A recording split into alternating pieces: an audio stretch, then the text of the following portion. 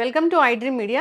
So జనరల్‌గా మనకి ఏదైనా అలసటగా ఉన్నా, నీరసంగా ఉన్నా, లేదా నెయిల్స్ క్రాక్ వచ్చినా, జుట్టు ఊడిపోతూ ఉన్నా, ఇలా ఇలా ఉన్నప్పుడు ఏందంటే విటమిన్ డెఫిషియన్సీ అని చెప్తూ ఉంటారు. సో ఏ విటమిన్ డెఫిషియన్సీ ఉంటే మనకి ఎలాంటి లక్షణాలు కనిపిస్తాయి? సో మనం జనరల్‌గా క్యాజువల్‌గా వేసుకునే మల్టీవిటమిన్ టాబ్లెట్స్ మనం డాక్టర్ ప్రిస్క్రైబ్ చేయకుండానే ఇవి వేసుకోవచ్చా? పూర్తి వివరాలు తెలుసుకుందాం. మనతో పాటు ఉన్నారు ప్రముఖ internal medicine specialist doctor Rajesh Chukkala garu. Doctor గారు నమస్తే అండి. నమస్తే అమ్మ. డాక్టర్ గారు అంటే నీరసంగా ఉంది అన్నప్పుడు ఒక బి కాంప్లెక్స్ వేసుకోండి ఇలా చెప్తూ ఉంటారు కదా! ఇప్పుడు బి12 డెఫిషియన్సీ ఉంది ఈ లక్షణం కనిపిస్తది. డి విటమిన్ డెఫిషియన్సీ ఉంది ఈ లక్షణం కనిపిస్తది అంటే ఆ లిస్ట్ ఎలా ఉందండి?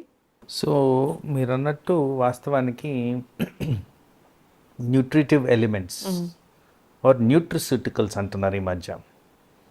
ఇవి చాలా మటుకు అబ్నార్మల్గా కనబడుతున్నాయి. వాస్తవానికి మనము ఏవైతే రెగ్యులర్గా మేము క్లినికల్ ప్రాక్టీస్లో చూస్తామో thyroid disease, blood pressure, diabetes ఇవన్నీ కూడా వీటితో ముడిపడినవి. చాలామందికి సర్ప్రైజింగ్ అనిపిస్తుంది, ఏంటి విటమిన్లు దీనికి ఏం సంబంధం అని. సో ఫర్ ఎగ్జాంపుల్ డయాబెటీస్ అనుకుందాం. డయాబెటీస్లో కోబాల్ట్, క్రోమియం ఈ రెండు డయాబెటీస్ని అదుపులో ఉంచుతాయి. ట్రేస్ ఎలిమెంట్స్ అంటాం వీటిని, అదుపులో ఉంచుతాయి. అలాగే బ్లడ్ ప్రెషర్, పొటాషియం అనేది చాలా వైటల్ రోల్ ప్లే చేస్తుంది. సోడియం అనేది బ్లడ్ ప్రెషర్ని పెంచుద్ది. సో వీటి మధ్యన బ్యాలెన్స్ ఉంటేనే బ్లడ్ ప్రెషర్ సమంగా మెయింటైన్ అవుతుంది. అందుకే ఉప్పు తింటే బీపీ పెరుగుద్ది. బనానా తింటే చెప్తూ ఉంటారు కదా, బనానాలో పొటాషియం ఉంటుందని. వాస్తవమేనా డాక్టర్ గారు అది? ఓకే. మేము సబ్స్టిట్యూషన్ కూడా అలాగే చెప్తాం. ఎవరికైనా లూజ్ మోషన్స్, వామిటింగ్స్ అయ్యి వచ్చినప్పుడు బనానా తినండి, మీకు ఇంప్రూవ్మెంట్ ఉంటుంది, ఒళ్ళు నొప్పులు అన్నీ తగ్గుతాయి అని చెప్తాం. అలాగే ఈ మధ్య చాలా ఫ్రీక్వెంట్గా చూస్తుంది థైరాయిడ్ డిజీజ్. థైరాయిడ్లో కూడా సెలీనియం చాలా ఇంపార్టెంట్గా రోల్ ప్లే చేస్తుంది. అండ్ థైరోసిన్ అంటారు, అది ప్లే చేస్తుంది, ఐడిన్.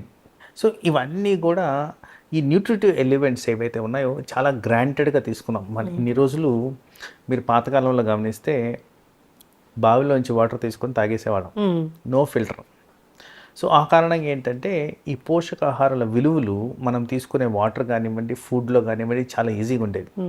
సరదాగా పొలంకి వెళ్తే ఆ మోటార్లోంచి నీళ్ళు తాగేవాళ్ళు చాలామంది. అవును. ఇప్పుడు తాగమని చెప్పండి, తాగలేరు. తాగితే హాస్పిటలైజేషన్కి గురవుతారు. ఫిల్టర్డ్ వాటర్ తాగితేనే కాస్తో కూస్తో మన హెల్త్ బాగుంటుంది.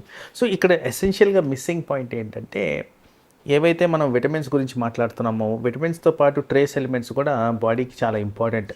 ఇవన్నీ కూడా చాలా జీవక్రియల్లో ఇంపార్టెంట్ రోల్ ప్లే చేస్తాయి. Enzymatic reactions, chemical mediation, energy production, insulin, thyroid ఇవన్నీ మెయింటెనెన్స్లో ఇవి చాలా ఎసెన్షియల్గా మనకి మెయింటైన్ కావాలి. For example in the recent past కోవిడ్లో మనం చాలా నేర్చుకున్న వాటిల్లో విటమిన్ డి రోల్ చాలా ఎక్కువగా నేర్చుకున్నాం. విటమిన్ డి రోల్ ఏం గమనించారు? మన దగ్గరే కదా, ప్రపంచవ్యాప్తంగా స్టడీస్ చేసి గమనించింది ఏంటంటే, కోవిడ్లో విటమిన్ డి ఎవరికైతే బాగా ఉంటుందో, పుష్కలంగా ఉంటుందో వాళ్ళకి ఈ కోవిడ్ ఎఫెక్ట్ తక్కువగా ఉంది, రిక్వైర్మెంట్ ఆఫ్ హాస్పిటలైజేషన్ తక్కువగా ఉంది, ఐసీయూ అడ్మిషన్స్ తక్కువగా ఉన్నాయి, రికవరీ రేట్స్ బెటర్గా ఉన్నాయి. ఇవన్నీ కూడా గమనించారు. ప్రాపర్ స్టడీ చేసి వైటమిన్ డి ఇస్తే కోవిడ్ నుంచి త్వరగా రికవర్ అవుతున్నారని కూడా ఎస్టాబ్లిష్ చేశారు. అంటే ఇండైరెక్ట్గా ఏం చెప్తున్నారు? వైటమిన్ డి పుష్కలంగా ఉంటే ఇమ్యూనిటీ బెటర్గా ఉంటుంది. అసలు వైటమిన్ డి క్రూషియల్ రోల్ ఎక్కడుంది? బోన్స్, మజిల్స్, స్కెలిటల్ సిస్టమ్ మీద ఉంది. ఇది కాక వీటిలన్నిటిలో కూడా రోల్ ప్లే చేస్తుంది. వాస్తవానికి ప్రతి కణానికి సంబంధించి వైటమిన్ డికి ఇంపార్టెంట్ రోల్గా గమనిస్తున్నారు. సో ఫ్రీక్వెంట్గా క్లినికల్ ప్రాక్టీస్లో గమనించేది విటమిన్ డి డెఫిషియన్సీ.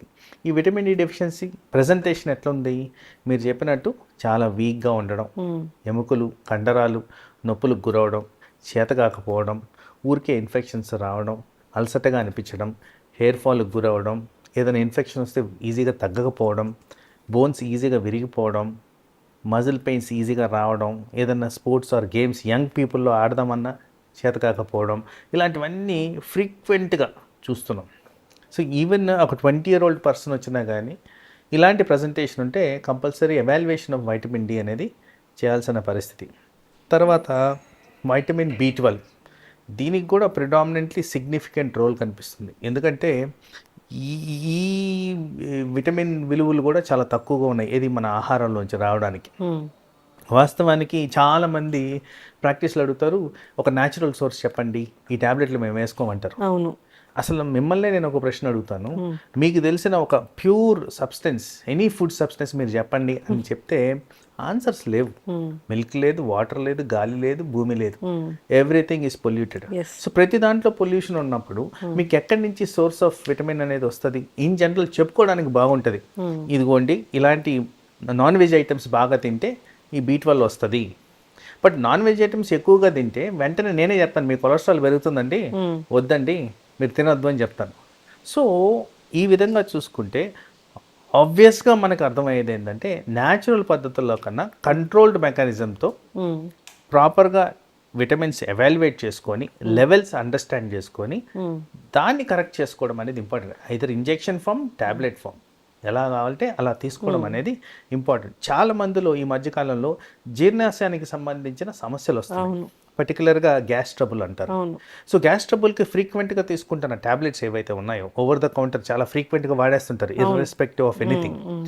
వాళ్ళల్లో ఈ అబ్జార్ప్షన్ కెపాసిటీ కోల్పోతున్నారు. ఎందుకు అంటే ఈ కెమికల్ మీడియేషన్ ఏదైతే జరుగుద్దో యాసిడ్ సప్రెషన్ సబ్స్టెన్స్ తీసుకుంటారు వీళ్ళు, ఇది గ్యాస్ ట్రబుల్కి.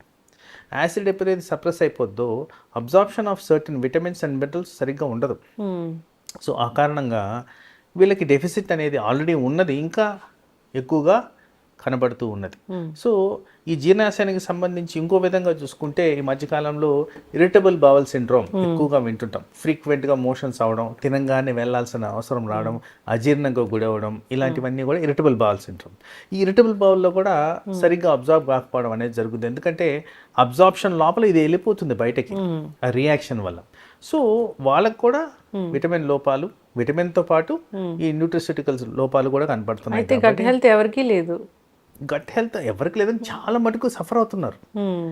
దీనికి ప్రథమంగా తీసుకుంటే ఇప్పుడు గట్ హెల్త్ గురించి ఒక చిన్న మాట మాట్లాడుకుంటే మానసిక ఒత్తిడులు ఎక్కువగా ఉన్నాయి, దానివల్ల ఇరిటబుల్ బౌల్ పెరుగుతుంది. ఫుడ్ అడల్టరేషన్ ఎక్కువ ఉంది, ఫుడ్ అడల్టరేషన్ వల్ల మనకు రావాల్సిన ప్రాపర్ కంటెంట్ రావట్లేదు. సో ఎలా బాడీలోకి ఇలాంటివన్నీ వస్తాయి? సో ఆ కారణంగా ఏమవుతుంది, మనకి బాడీలో డెఫిషియన్సీస్ అనేవి చాలా క్లాసికల్గా కనబడుతున్నాయి. చాలామంది ఆశ్చర్యపోతారు, అదే నాకు రావడం ఏంటి డయాబెటీస్, నాకు రావడం ఏంటి థైరాయిడ్ అంటే మరి ఇట్లాంటి ఆహారాలు తిన్నప్పుడు ఇలాంటివే వస్తాయి. సో మనం అందరం అనుకునేది ఏంటి, నేను షుగర్ ఎక్కువ తిన్నాను అందుకోసం వస్తుందండి. షుగర్ ఒక్కటే కాదండి, వేరే కారణాల వల్ల కూడా మనకి షుగర్ వ్యాధి, థైరాయిడ్ వ్యాధి, బీపీ ఇవన్నీ వస్తున్నాయి. సో అది మనం రియలైజ్ చేయాల్సిన అవసరం ఉంది, దాన్ని కరెక్ట్ చేయాల్సిన అవసరం కూడా తప్పనిసరిగా ఉంది. ఈ విధంగా మనం ప్రాపర్గా అనలిటికల్గా వాటిని ఎంత లెవెల్కి ఉన్నాయి, ఉండాల్సిన లెవెల్కి ఉన్నాయా లేవా. తర్వాత నేను ప్రాక్టీస్లో గమనించింది ఏంటంటే, మేము 6 నెలల క్రితం టెస్టులు చేయించుకున్నామండి, అన్నీ నార్మల్ ఉన్నాయి అంటారు. అన్నీ నార్మల్ ఏ లెవెల్కి ఉన్నాయి, మనకు కావాల్సిన లెవెల్కి ఉన్నాయా లేవా? ఎందుకంటే ఆ రేంజ్కి లోయర్ ఎండ్ ఉన్నా కానీ వీళ్ళు ఉన్నాయని అనుకుంటున్నారు, తప్పుగా అర్థం చేసుకుంటున్నారు. యాక్చువల్లీ అట్లీస్ట్ మిడ్ పాయింట్ కన్నా ఉండాలి. ఫర్ ఎగ్జాంపుల్ వైటమిన్ B12 తీసుకుందాం, అది 200 నుంచి 900 వరకు రేంజ్లో ఉండాలి. చాలామంది 200 రాగానే అమ్మ సరిపోయింది అనుకుంటున్నారు, కానీ 200 బాడీలీ నీడ్స్కి సరిపోవట్లేదు. అది కనీసం 500-600 మెయింటైన్ అయితేనే దాని బాడీలీ నీడ్స్ మెయింటైన్ అయ్యే విధంగా ఉంటున్నాయి. B12 విటమిన్ చాలా మటుకు రక్త కణాల ఫార్మేషన్కి, హార్ట్కి సంబంధించిన వ్యాధులకి, నర్వస్ సిస్టమ్కి సంబంధించిన వ్యాధులకి, కండరాలకు సంబంధించిన వ్యాధులకి, ఇలా వివిధ రకాలుగా రోల్స్ ప్లే చేస్తాయి. కాబట్టి అది ఈ క్రూషియల్ విటమిన్ కింద తయారవుతుంది. సో అందుకోసం ఆ డెఫిషియన్సీ రాగానే ఏదో ఒక బాడీలీ డిఫరెన్సెస్ కనపడి మా దగ్గరికి రావడం జరుగుతుంది, మేము అనలైజ్ చేయడం జరుగుతుంది. వాస్తవానికి అన్ఫార్చునేట్ థింగ్ ఏంటంటే వీళ్ళు 6 months 1 year బ్యాక్ టెస్టులు చేసుకో ఉంటారు, కానీ అది ఎవరికి చూపెట్టరు, లోపల పెట్టేసుకుంటారు. దాని కారణంగా అది డిలేడ్ ప్రెజెంటేషన్, సో దాని కరెక్షన్ కూడా డిలే అనేది జరుగుతుంది. సో దీన్ని ఈజీగా కరెక్ట్ చేసుకునే పద్ధతులు ఏంటంటే ప్రాపర్గా డాక్టర్ దగ్గరికి వెళ్ళి కరెక్టివ్ మెజర్స్ తీసుకొని దాన్ని ఫాలో అప్ చేసుకుంటే, ఇక్కడ ఒక ప్రాక్టికల్ పాయింట్ కూడా చెప్పాలి. 3 నెలలు చెప్పారండి, 3 నెలలు వేసుకున్నాం అయిపోయింది అనుకుంటారు. ఫుడ్లోంచి రావాల్సింది 3 నెలల తర్వాత ఎక్కడి నుంచి వస్తుంది? అది రానందుకు మీరు సబ్స్టిట్యూషన్ వేసుకున్నారు, అది కంటిన్యూ చేయకపోతే మళ్ళీ డెఫిషియన్సీ వస్తుంది. సో ఈ విధంగా ప్రాపర్గా ఆలోచించి ప్రాపర్గా దాన్ని మెయింటైన్ చేస్తే ఇట్లాంటి ఐటమ్స్ మనకి డెఫిషియన్సీ రాకుండా, హెల్త్లో ప్రాబ్లమ్స్ రాకుండా మనం కాపాడుకోవచ్చు. డి విటమిన్ డెఫిషియన్సీ అనేది మనం చాలా మందిలో చూస్తున్నాం డాక్టర్ గారు. ఎవరికి టెస్ట్ చేయించినా కానీ డి విటమిన్ డెఫిషియన్సీ అయితే ఉంటుంది. దానికోసము ట్యాబ్లెట్స్ మంచివా, ఇంజెక్షన్స్ మంచివా, లేదంటే లిక్విడ్ లాగా వస్తుందా, అది మంచిదా, ఏది మంచిది అసలు తీసుకోవాలంటే? దీని ముందు ఒక చిన్న థింగ్ చెప్తాను నేను. చాలామంది అంటారు మేము పొద్దున్నీ సాయంత్రం వరకు పొలంలో పనిచేస్తున్నాం, ఎండలో తిరుగుతున్నాం, మాకెందుకు వస్తుందండి అంటున్నారు. ఇక్కడ కొద్దిగా సైంటిఫిక్ అనాలిసిస్ గురించి మాట్లాడితే ozone effect, green house effect ఇవన్నీ ఏంటంటే పొల్యూషన్ కారణంగా అట్మాస్ఫియర్లో వస్తున్న చేంజెస్. వాస్తవానికి సూర్యరశ్మిలోంచి రావాల్సింది ultra B violet rays. Ultra B violet rays మనకి వైటమిన్ డి ప్రొడక్షన్కి పనికొచ్చే రేస్. అవి రావట్లేదని సైంటిఫిక్ డేటా అనాలిసిస్. అది రానప్పుడు మీకు వైటమిన్ డి తయారవుతుంది, మీరు ఎంతైనా ఎండలోకి ఎక్స్పోజ్ అవ్వండి, రాదు. So that is the first thing. రెండోది ఏంటంటే మీరు అన్నట్టు a form of vitamin D correct.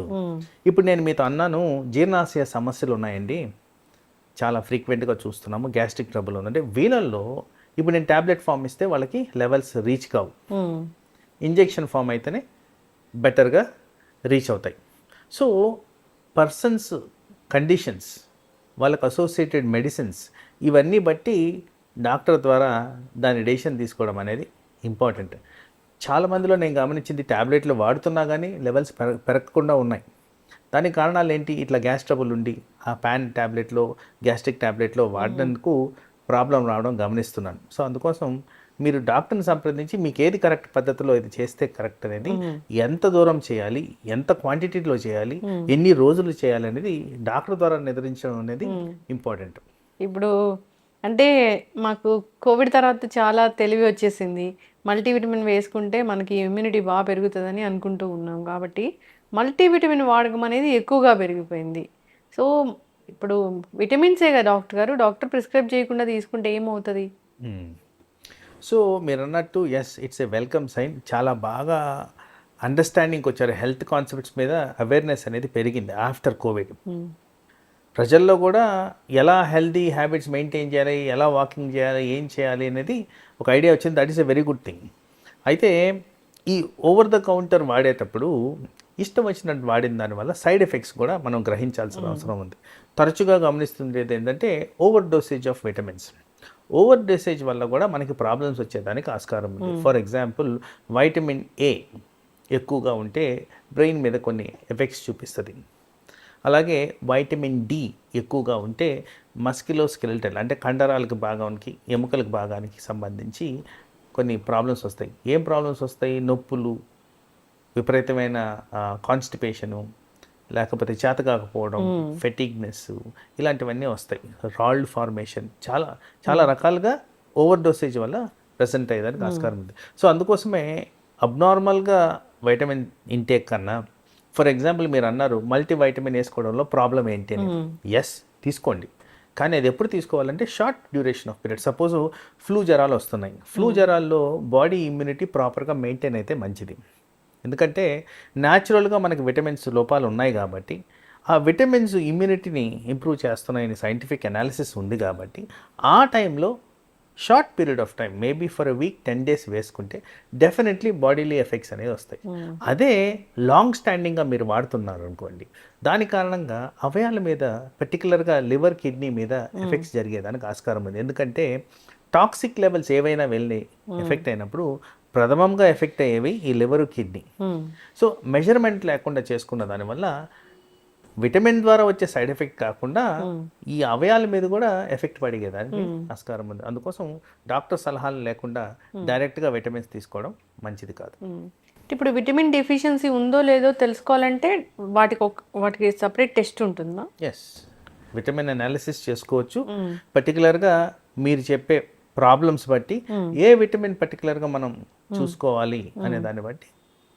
Vitamin analysis అనేది ఒక టెస్టా డాక్టర్ గారు? ఎస్, ఎవరైనా చేసుకోవచ్చు. ఎవరైనా చేసుకోవచ్చు. ఓకే, ఎస్, చక్కగా చెప్పారు డాక్టర్ గారు.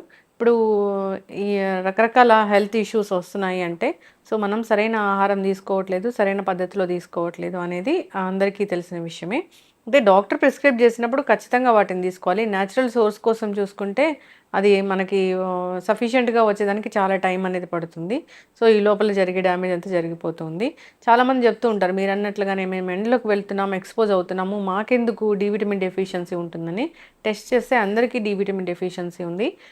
బికాస్ ఆఫ్ మీరు చెప్పిన చాలా కారణాలే దానికి సరైనవి.